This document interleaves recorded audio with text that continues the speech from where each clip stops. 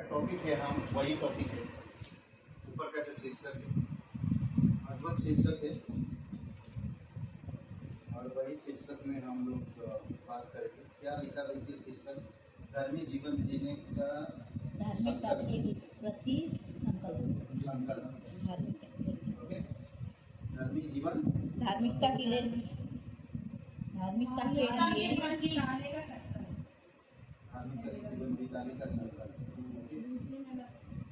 उसमें क्या है?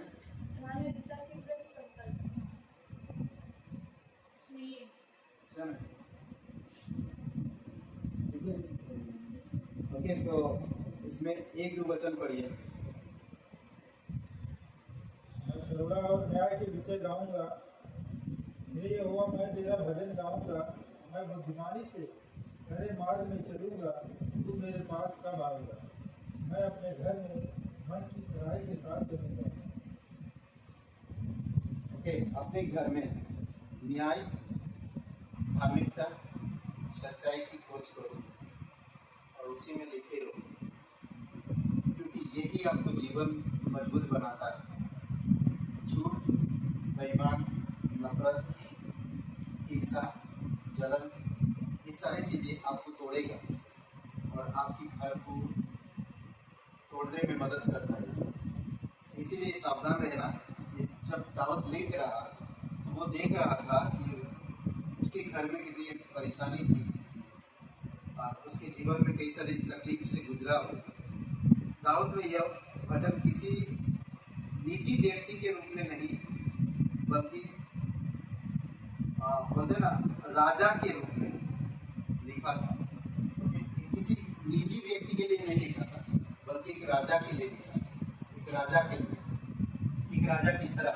आज हम राजपद अधिकारी लोग हैं, हम लोग जब विश्वास करते हैं, हम लोग के राजपद अधिकारी के लोग हैं। बहुत खूबसूरत है। एक दो वचन में आप देखेंगे कुछ बातें, थोड़ा देखिए उसमें ये बातें कहता देखिए। मैं करुणा और न्याय के विषय गाऊंगा। उसकी करुणा और न्याय के विषय में बताएगा। वो इंसान हमेशा राजा क्या कर रहे हैं? परमेश्वर की करुणा और न्याय के विषय में गाऊंगा। हे यहोवा, मैं तेरा ही भजन गाऊंगा। मैं बुद्धिमानी से खरे मार्ग में चलूंगा। तू मेरे पास कब आएगा? मैं अपने घर में मन की खराई के साथ चलूंगा। अद्भुत है ना? मैं घर में जैसा, मैं बाहर वैसा। मैं कलीसिया में जैसा, मैं घर में वैसा। परमेश्वर की हमें भय रहना चाहिए और परमेश्वर के साथ हमें बढ़ने की जरूरत है। समझ रहे हैं? कुछ बातें हैं जो दाऊद यहाँ पर बता रहा। कहता कि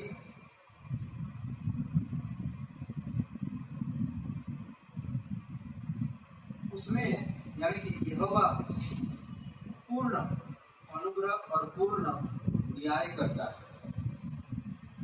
ओके, परमेश्वर जो है पूर्ण अनुग्रह और पूर्ण न्याय करता है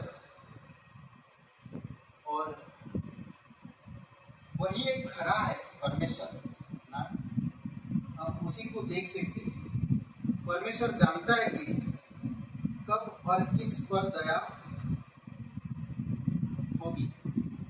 अगर हम न्याय से चलते हैं, करुणा के पीछा कर रहे हैं, उसकी भजन गा रहे हैं, उसकी आराधना कर रहे हैं, घर में खराई के साथ चल रहे हैं, तो परमेश्वर कहता है कि वो इंसान के प्रति वो करुणा कभी भी दूर नहीं हो।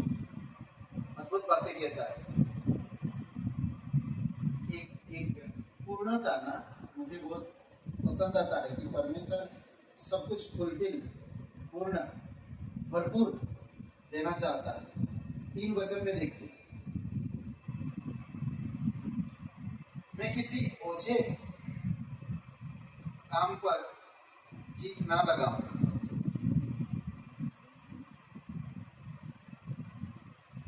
मैं खराई से हो, घर में न्याय हो, घर में सच्चा हो, पर बाहरी लोगों के साथ आप अन्याय किस तरह पेश आ रहे हैं, वो मार्ग पर चल रहा है, वो सही नहीं है, वो बिल्कुल अच्छा नहीं है।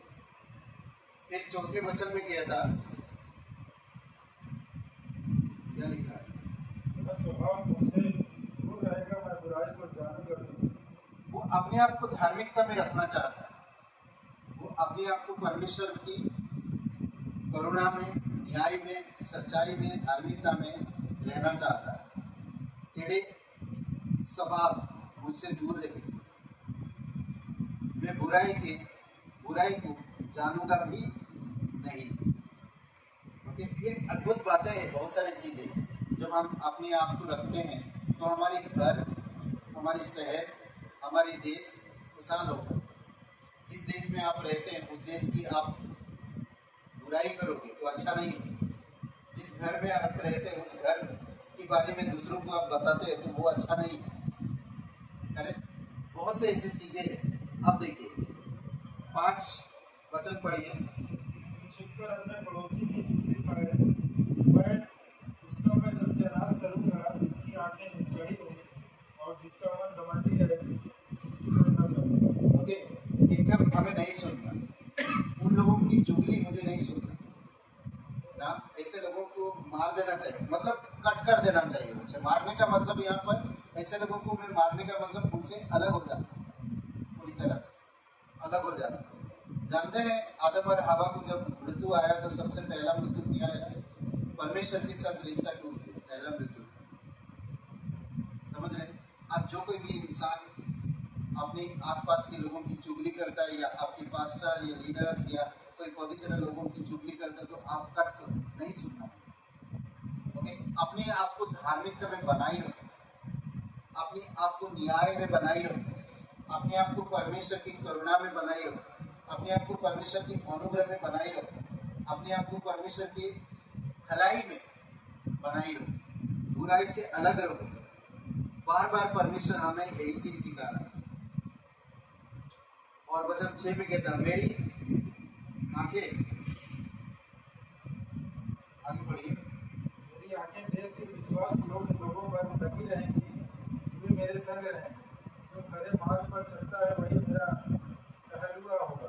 ओके, देश में आज बहुत सारे पद अधिकारी लोगों को मिलेंगे, बहुत सारे बातें करने पर अधिकारी, लीडर्स, बड़े बड़े लोग हैं, पैसे वाले लोग हैं, हाँ, धन संपत्ति है उनके पास, समझ है उनके पास इस संसार की। पर आप ईमानदार इंसान का साथ दें। आप कभी भी लीडर को देखकर साथ मत दो, आप कभी भी पैसे वालों का साथ मत दो ना। इसीलिए कहेगा ये वचन अद्भुत तरीके से, मेरे आंखें देश के विश्वासयोग्य लोगों पर लगी रही कि वे मेरे संग रहे, मैं उनका संग कर सकूं। जो लोग विश्वासयोग्य है, जो लोग देश के बारे में सोचते हैं, जो लोग समाज के बारे में सोचते हैं, और ऐसे लोग हैं पूरे देश को लूट रहे हैं, देश को बर्बाद कर रहे हैं, लोगों को बर्बाद कर रहे हैं। मुझे ऐसे लोग ना घूसखोरी, नीचे से पैसा ले रहे हैं, ऊपर से अच्छा दिखा रहे हैं। मुझे ऐसे लोगों से दूर रहना, ऐसे लोगों की संग नहीं रहना। मुझे ऐसे लोगों से हमेशा दूरी बनाए रखना चाहिए। जो खरे मार्ग पर चलता है वही मेरा टहलुआ होगा। जो सच्चाई में चलते हैं वही मेरे दोस्त हो सकते हैं, वही मैं उनके साथ बैठना उठना मैं ये पसंद करता हूँ। समझ रहे? फिर वचन 7 में किया था, जो छल करता है वह मेरे घर के भीतर न रहने पाएगा, जो झूठ बोलता है वह मेरे सामने बना ना रहेगा। ये अपने आप में लाना है।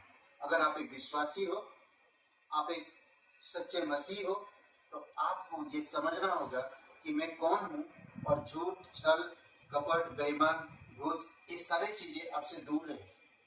सच्चाई में, ईमान के साथ आगे बढ़ो। आखिरी वचन पढ़िए। घोर को मैं देश के सब दुष्टों का सत्यानाश किया करूंगा, इसलिए कि यहोवा के नगर के सब अनर्थकारियों को नष्ट करूंगा। ओके, घोर ही क्या करना? मुझे परमेश्वर के पास आना। परमेश्वर मुझे बल देता है ताकि परमेश्वर के विरोध में जो चीजें मेरे पास आएगा वो खंडन कर सके, मैं उसका सत्यानाश कर सके ना। कई बार विचार आता है, शैतान की तीर आएगा, क्यों बाइबल पढ़ता है, क्यों जाएगा आज वहां पर, क्यों करना है, क्यों क्यों वो चीजों को आप नाश कर सके। जब हम परमेश्वर के पास आते हैं भोरी भोर तभी हम परमेश्वर के विरुद्ध में उठने वाली चीजों को आप नाश कर पाओगे, नहीं तो बिल्कुल नहीं। आपको धर्मी, न्यायी, अनुग्रहकारी परमेश्वर के साथ आप खुद संकल्प लो कि मैं धर्मी जीवन जीना है ना। मेरे घर में, मेरे देश में, मेरे कलीसिया में, हर किसी के साथ मैं ईमान के साथ पेश आऊँ। जब हम ईमान के साथ पेश आते हैं ना तो हमारा घर हरा भरा रहता है, भरपूर रहता है, बीमारी दूर जाता है। जब हम धार्मिकता का जीवन जीते हैं, न्याय से काम करते हैं, ऐसे लोगों का साथ नहीं देते जो लोग घूस लेते हैं, ऐसे लोगों का साथ नहीं रखते जिनको बेईमानी से पैसा कमाने वाले लोग, हम ऐसे लोगों का साथ नहीं देते। मैं उनका संगति से दूर रहता, मुझे वो लोग पसंद नहीं। जैसे आज उनके पास कपड़े अच्छे, कार है, घर सब कुछ है, पर वो किस चीज से कमाए? ये घर बनाए मेहनत की पैसे में, मेहनत की पैसे। अभी जब मैं भाई अमित से बातें कर रहे थे कि हमारा बजट कुछ बजट के बाहर चला गया, नहीं समझ पाते ये मेहनत की पैसा जो हम परमेश्वर पे भरोसा रख के कुछ काम हम करते हैं ना। जयप्रकाश जी के कितनी तकलीफ से गुजर रहे थे, परमेश्वर खुशियां लेकर आए, आनंद लेकर आए, और परमेश्वर अद्भुत तरीके से काम करता है।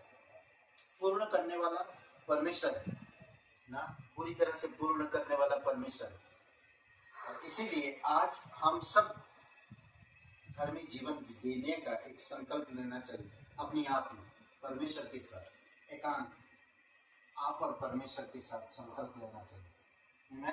आइए प्रार्थना करें। पवित्र, दयालु और करुणामय परमेश्वर पिता, मैं घर में भी खराई मन से चलूं, बाहर और किसी के भी साथ मैं खराई मन से चलूं, कलीसिया में मैं खराई मन से चलूं। जो चुगली करे प्रभु उनसे मैं दूर रहूं या उनका सत्यानाश करूं, उनसे अलग हो जाऊं। प्रभु यीशु, जो बेईमान है, जो झूठे हैं, जो कुमार्ग में चलते हैं, ऐसे लोगों से मुझे दूर करें। ऐसे लोगों से मैं संकल्प लेता हूँ कि ऐसे लोगों से मैं साथ ना दूं और ना उठूं, ना उनके साथ बैठूं। प्रभु हम धन्यवाद देते हैं अमित, रूबी, उनके पूरे परिवार के लिए तेरे अनुग्रह, तेरी दया रहे। इस घर के लिए धन्यवाद देते हैं, तेरी जय जयकार करते हैं। राजाओं का राजा तो प्रभुओं का प्रभु। अभिषेक करो पिता, घटी कमी को दूर करो, सुरक्षित रखो, और इस घर में हमेशा पॉजिटिव वातावरण दो प्रभु। नेगेटिव या बुराई या टूना टोटका कोई भी चीज प्रवेश ना कर सके। यीशु तेरे नाम से हम प्रार्थना करते हैं, तेरी उपस्थिति इस घर में हमेशा रहे। विश्वास के साथ प्रार्थना करते हैं, धन्यवाद देते हैं आज इस सहभागिता के लिए। यीशु मसीह के नाम से मांगते हैं, आमीन, आमीन, आमीन।